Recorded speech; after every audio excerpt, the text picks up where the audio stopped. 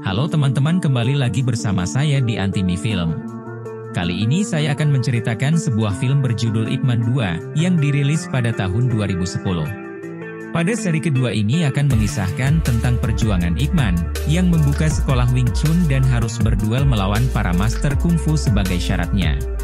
Selain itu, Ip Man juga akan berduel dengan seorang petinju barat arogan yang telah meremehkan budaya dan kungfu Cina. So, bagaimana alur cerita selengkapnya? Jadi tanpa berlama-lama lagi langsung saja kita ke alur ceritanya.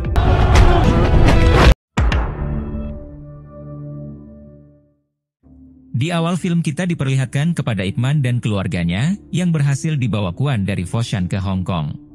Lalu setelah beberapa lama Ip Man tinggal dan menyewa sebuah rumah di sana, ia pun mencoba membuka kelas latihan bela diri Wing Chun. Hingga pada suatu hari terlihat seorang pemuda Bantangul yang menghampiri Ip Man, lalu mengatakan kalau ia akan mendaftar dan membayar biaya sekolah jika Ip Man bisa mengalahkannya. Wing Chun, Ip Man.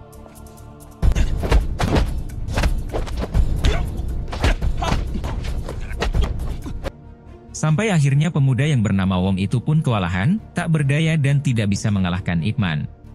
Namun bukannya membayar biaya sekolah sesuai ucapannya, Wong malah langsung pergi dan langsung membawa 3 temannya untuk melawan Ip Man.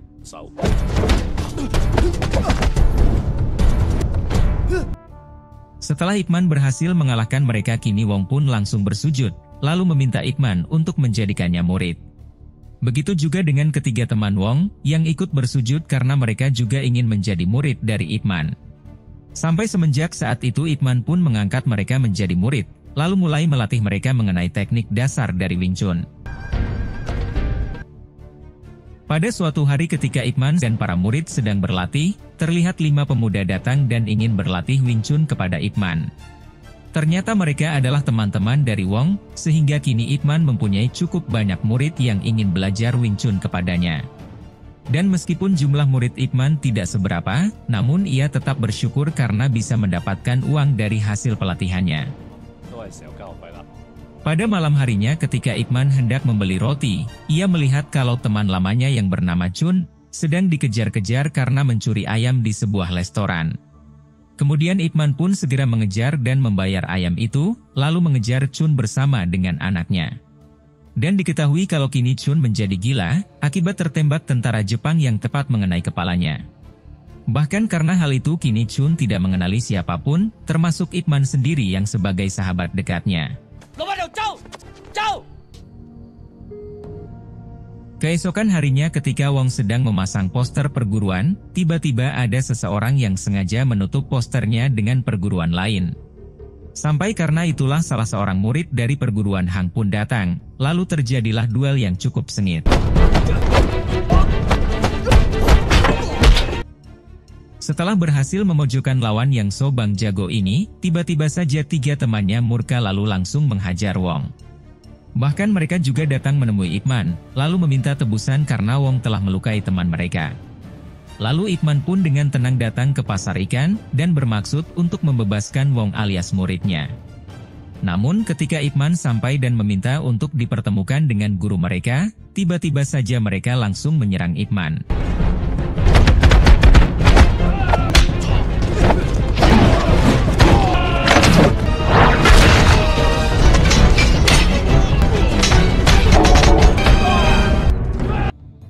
Di sela pertarungan terlihat Jin si mantan penjahat datang dengan kelompoknya untuk membantu Ip Man.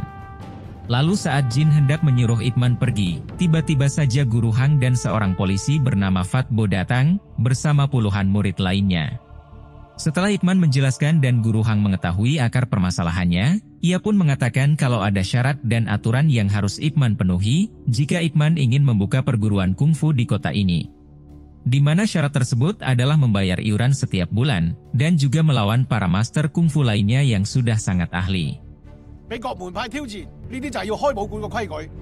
Setelah itu Ip Man dan Wong beserta Jin pun digiring ke kantor polisi, sementara Fat Bo dan guru Hang menemui atasannya untuk menyerahkan uang hasil dari tiket pertandingan tinju. Saat itu guru Hong yang memang bekerja sama dengan mereka, ia pun mencoba menagih jatah yang seharusnya menjadi bagiannya. Namun karena kepala polisi ini sangat licik dan mata duitan, ia pun tak memberi sepeser pun jatah kepada Guru Wong. Di tempat lain istri Ip Man yang mengetahui kalau Ip Man sedang ditahan, ia pun meminta Kuan untuk membebaskannya. Di sana terlihat juga istri Jin yang akan membebaskan sang suami, namun sayangnya tidak ada keluarga yang datang untuk membebaskan Wong. Sampai karena hal itulah kini Jin mencoba merayu sang istri, agar memberinya uang untuk membebaskan Wong. Keesokan harinya Ip Man pun datang ke perguruan Hang, untuk menantang para master agar Ip Man diberikan izin untuk membuka perguruannya. Di sana juga terlihat anak dari Cheun yang bekerja di surat kabar, yang secara dan mengabadikan pertarungan ini. Sementara Ip Man sendiri, ia harus melawan para master dan tidak boleh jatuh dari atas meja atau kursinya. Untuk tantangan pertama Ip Man harus melawan seorang master kungfu, yaitu seorang guru yang bernama Wan. Namun hanya dengan sedikit jurus Wing Chun yang Ip Man keluarkan, akhirnya ia pun dengan mudah mengalahkan Guru Wan. Lalu selanjutnya Ip Man harus melawan seorang master lainnya yang bernama Guru Cheng, namun saat itu Guru Cheng meminta berhenti karena ia sudah mengaku kalah. Sampai karena tak ada lagi master lainnya yang mau menerima tantangan Ip Man, kini Guru Hang pun turun untuk melawan Ip Man. Duel antara Ip Man dan Guru Hang pun terlihat sangat sengit, dan saling menahan dan menyerang satu sama lain. Sampai duel tersebut berakhir dan keduanya sama-sama seimbang, Guru Hang alias Master Kungfu terbaik pun akhirnya mengakui kehebatan dari Ip Man. Lalu di sana Guru Hang juga mengatakan kalau Ip Man harus membayar iuran setiap bulan, sebagai syarat lain agar Ip Man bisa membuka perguruan kungfu. Namun jelas saja hal tersebut Ip Man tolak, mengingat ekonomi Ip Man saat itu yang benar-benar sedang sulit. Setelah pertandingan itu Guru Hang pun lantas meminta muridnya mengambilkan obat, karena diketahui kalau Guru Hang memiliki asma. Sementara setelah itu terlihat Kuan yang memuat berita tentang pertarungan seimbang, antara Wing Chun dan Guru Hang.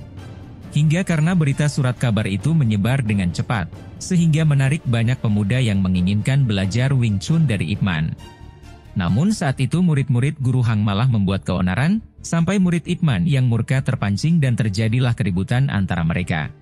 Akibat dari keributan itu para pedagang kaki lima pun menjadi korban, dan Ip Man tidak diperbolehkan lagi menggunakan lahan itu sebagai tempat mengajar Wing Chun. Lalu Ip Man yang sedikit murka pun memutuskan pergi menemui Guru Hang, untuk meminta muridnya agar tidak membuat onar lagi. Namun Guru Hang yang merasa tidak terima, ia malah mengajak Ip Man bertarung lagi, sampai akibat dari pertarungan itu Guru Hang hampir saja menendang anaknya sendiri. Sampai karena hal tersebutlah mereka pun memutuskan tidak meneruskan duel, lalu Ip Man pun bergegas pergi dari sana.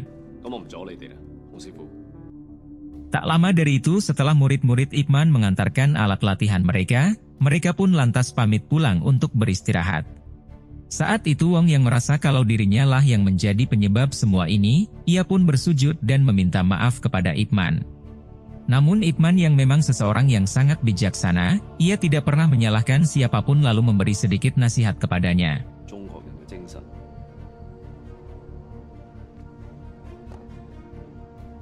Keesokan harinya ketika Ip Man sedang melatih para murid di tempat umum, terlihat Guru Hang datang untuk memberikan tiket gratis pertandingan tinju barat kepada Ip Man. Dan diketahui kalau Guru Hang dan murid-muridnya adalah panitia pertandingan, dan penontonnya adalah kalangan atas dari orang bule. Lalu Guru Hang yang murka karena ia tidak mendapat jatah, ia pun sempat terlibat adu mulut dengan si kepala polisi, dan seorang petinju barat yang bernama Twister. Saat itu setiap perguruan bela diri akan menampilkan pertunjukan pembuka, sebelum pertandingan tinju dimulai. Bahkan Guru Hang yang sudah mulai dekat dengan Ip Man, ia juga memberinya kesempatan kepada murid-murid Ip Man untuk tampil. Namun saat itu dengan kesombongannya Twister merendahkan kungfu Cina, sampai membuat murid-murid lainnya murka lalu naik ke atas ring untuk menyerang Twister. Sampai karena hal itulah Ip Man dan Guru Hang beserta yang lainnya juga naik ke atas ring, untuk menenangkan para murid yang murka. Lalu Guru Hang juga menuntut permintaan maaf dari Twister, karena Twister telah memancing keributan dan merendahkan seni bela diri Cina. Namun saat itu Twister yang memang sangat arogan pun menjawab, kalau ia akan meminta maaf jika Guru Hang bisa mengalahkannya dalam pertandingan. Sampai Guru Hang yang merasa tertantang dan Twister telah sangat merendahkan seni bela dirinya, akhirnya ia pun menerima tantangan dari Twister. Pada ronde-ronde awal pertandingan terlihat keduanya yang sama seimbang, saling menyerang dan menahan serangan satu sama lain. Namun semakin lama kondisi Guru Hang lemah karena asma, Twister pun menguasai pertandingan sampai tiba-tiba.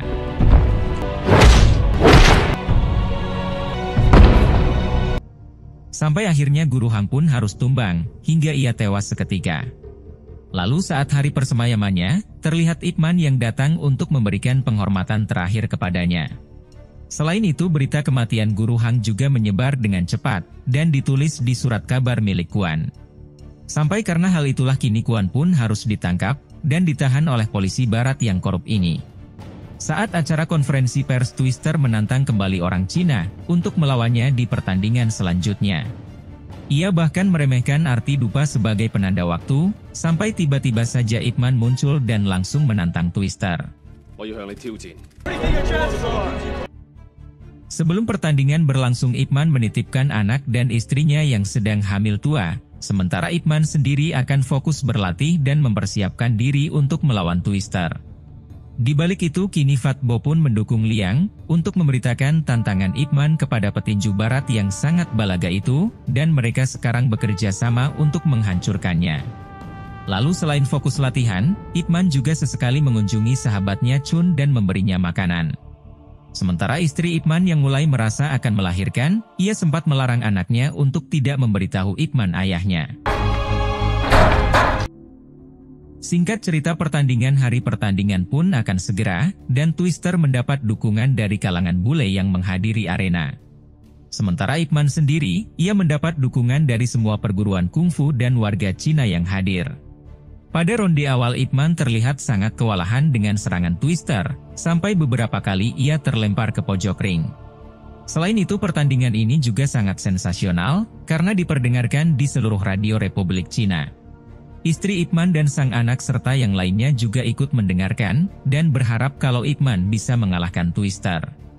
Sampai kali ini Ip Man pun mencoba untuk kembali bangkit, dan menunjukkan jurus Wing Chun yang sebenarnya. Namun ketika bel sudah berbunyi dan Ip Man berhasil membalikan keadaan, Twister berlaku curang dan juri serta wasit menyuruh Ip Man untuk tidak menggunakan tendangan. Sampai meskipun awalnya Ip Man sempat kewalahan karena aturan itu, namun pada akhirnya ia pun bisa mengatasinya. Sampai akhirnya Twister pun tumbang dan tak berdaya, sehingga pertarungan ini dimenangkan oleh Ip Man.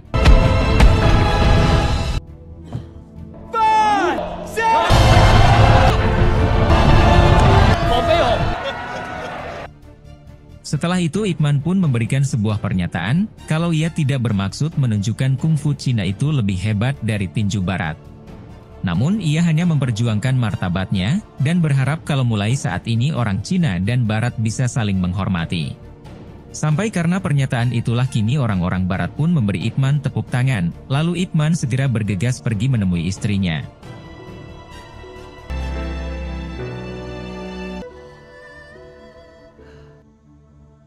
Di akhir film kita diperlihatkan kepada Ip Man yang dihampiri seorang bocah yang ingin belajar Wing Chun. Ternyata itu adalah Bruce Lee, namun Ip Man menyuruhnya untuk kembali lagi setelah ia dewasa nanti. Lalu, film pun tamat. Jadi itulah tadi alur cerita filmnya guys. Jika suka dengan video ini silahkan like, dan jika ada kritik atau saran silahkan tulis di komentar. Terima kasih sudah nonton sampai akhir, dan salam dari Antimi Film.